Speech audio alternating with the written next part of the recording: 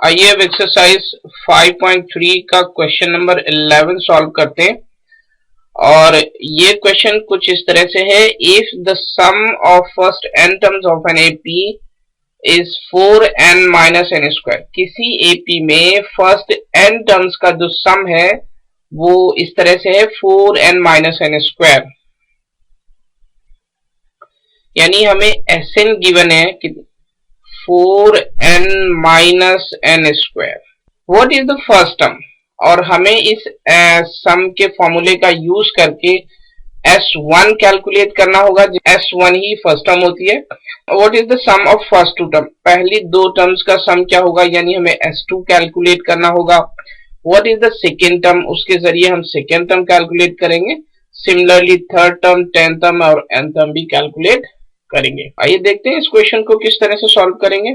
सबसे पहले मैं आपको बताना चाहूंगा कि जो S1 है वही फर्स्ट टर्म होती है। तो इसके लिए हम पहले S1 कैलकुलेट करेंगे, यानी n इक्वल्स टू 1 के लिए इसको सॉल्व करेंगे। तो ये होगा 4 into 1 माइनस 1 का होल स्क्वायर, यानी कि 4 माइनस 1 यानी कि 3। तो S1 आया 3, यानी जो फर्स्ट टर्म हमें मिली है वो है 3। और अब हम S2 कैलकुलेट करेंगे, यानी sum of first two terms calculate करेंगे।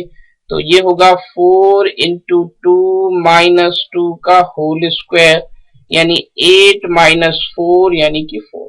और हम जानते हैं कि S2 को हम इस तरह से भी लिख सकते हैं, फर्स्ट टर्म और सम ऑफ सेकेंड टर्म। ये सेकेंड टर्म है, ये फर्स्ट टर्म है, और इन दोनों का सम हमने कैलकुलेट किया 4। और यहां पर हमने a की वैल्यू कैलकुलेट की है 3, तो a की जगह पर हम 3 पुट करेंगे। तो ये होगा 3 प्लस d इक्वल्स टू 4, यानी d की वैल्यू होगी 4 माइनस 6 यानी कि 2। अब हमने यहां पर फर्स्ट टर्म भी कैलकुलेट कर ली है, कॉमन डिफरेंस भी कैलकुलेट कर लिया है। उसके बाद इस क्वेश्चन में हमें sum of first two term calculate करने को बताया था, तो जो कि हमने 4 कैलकुलेट कर लिया है।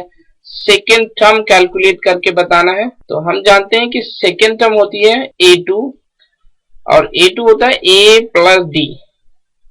a है हमने कैलकुलेट किया 3, d हमने कैलकुलेट किया -2, तो ये होगा फाइनली 1।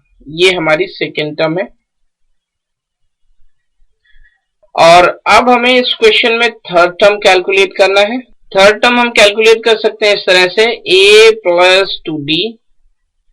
a की वैल्यू है 3, d हमने कैलकुलेट किया है -2, तो ये होगा 3 माइनस 4 यानी कि -1।